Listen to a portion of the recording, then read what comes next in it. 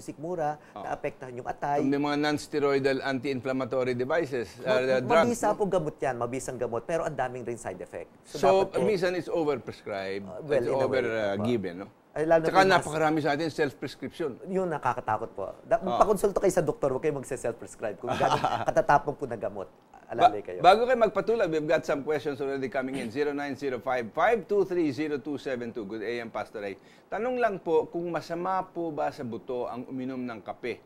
Nakakarupok daw po at nagkokos ng arthritis. Well, Doc, anong tingin mo? Hindi po sa nakakarupok. Ang kape kasi po, masarap ang kape kasi Filipino tayo, exposed tayo sa American eh. So masarap ang kape. So, saka may mga antioxidants ang coffee. Opo, yun din ang sinasabi sa mga commercial. But too much of everything is bad. So kapag sumasobra na po kayo, ang gagawin niyo po ganito, pag malakas kayo sa kape, at in 30 minutes you will urinate with the smell of coffee in your urine, ibig sabihin po nasusobrahan kayo. Medyo matapang yung kape niyo. Actually, what they're saying is 3 to 4 cups of coffee during the whole day can exert a protective influence over your colon. Yun ang nasa mga research nakikita. That's one side of it. One side of it. Opo.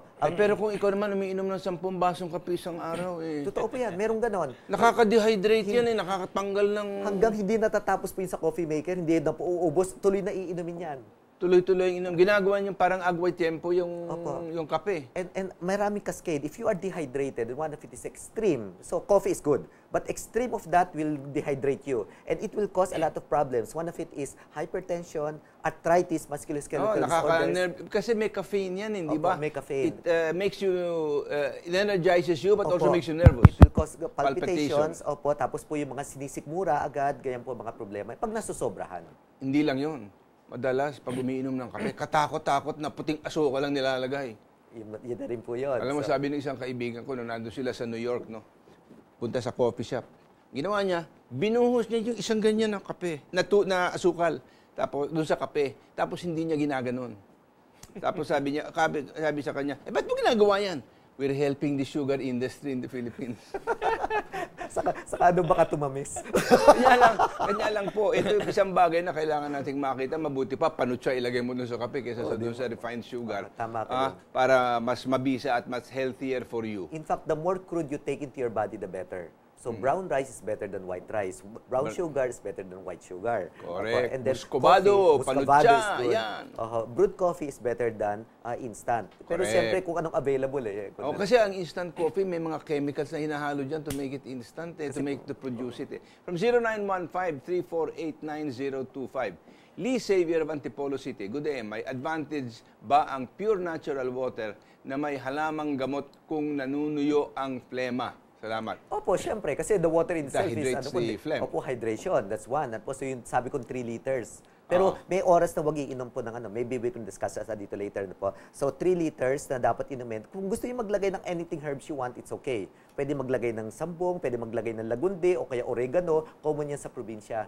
Ilalaga lang. Ang ginagawa ko po ngayon, especially na wheatgrass, pwede mo ilagay diyan. Wheatgrass is very good po, very effective yan. Ang ginagawa ko lang po for people in the province na wala pong access sa ganyan mga magagandang gamot na wheatgrass, ang advice ko na lang po is magyud po ng ng garlic, ng luya.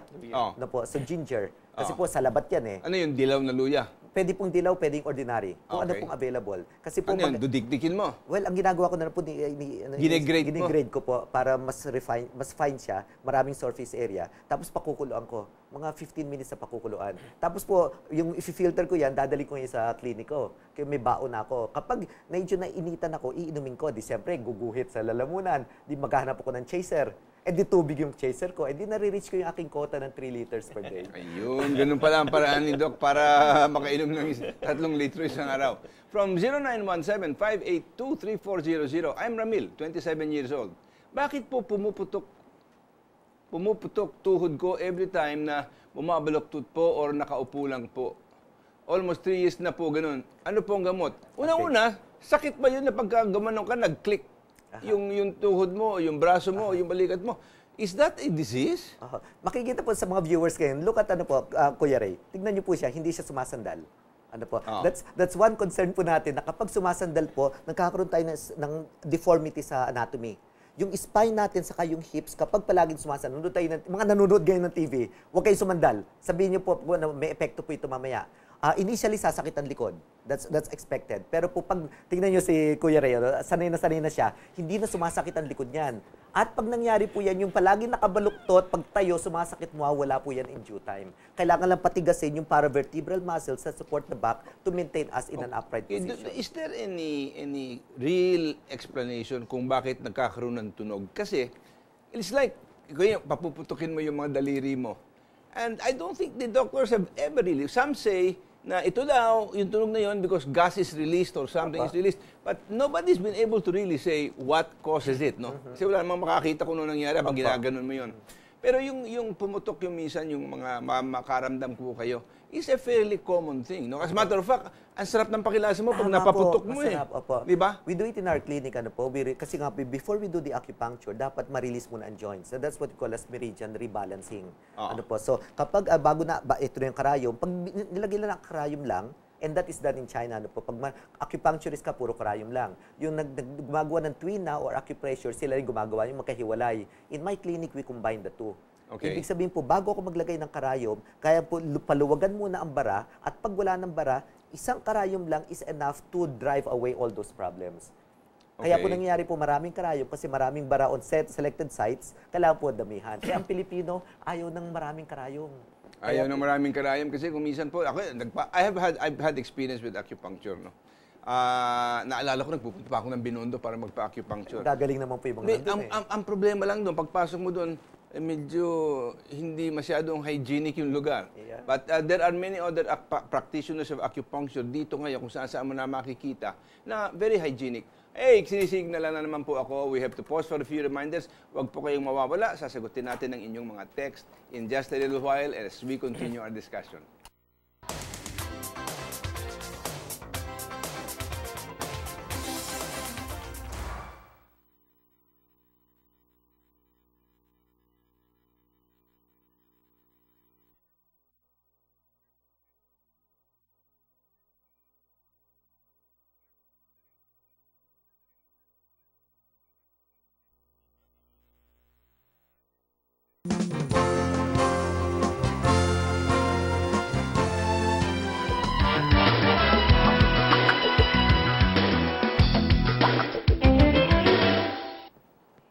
Okay, balik po tayo. Bago tayo matuloy sa ating pag-uusapan, it's time for our kalusugan tip of the week para malaman ninyo at maintindihan niyo yung ating pinag-uusapan. Ano ba ang mga musculoskeletal conditions? The musculoskeletal condition system relates sa lahat ng inyong buto at muscles. You have 206 bones and 650 muscles sa loob ng inyong katawan. At yan ay nagpoprotekta ng mga vital areas at saka mga organo natin katulad ng utak, spine, heart, lungs, and liver. Anong mga common musculoskeletal related health conditions? Kasama na po dyan ang yung osteoporosis, yun ang pangininipis o ng buto, nawawala ng calcium, kanya humihina ang mga buto, nagiging marupok.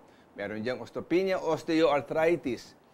Merong rheumatoid arthritis, tapos merong temporomandibular joint, yan po ang dito natin sa ating bibig, no? Yung baba natin para gumalaw ang ating bibig.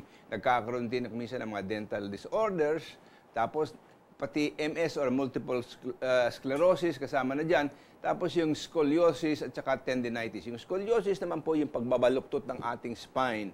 Ang tendinitis naman, kasi may mga tendons po na kumakabit sa lahat ng ating mga buto to keep it straight and in right position. Kanya in order to keep the bones in the musculoskeletal system strong and healthy, kailangan natin ng mga nutrients. Kasama na dyan ang calcium mula sa dairy products o sa vegetables. Kanya lang, kailangan iingatan din natin sapagkat not all calciums are created equal.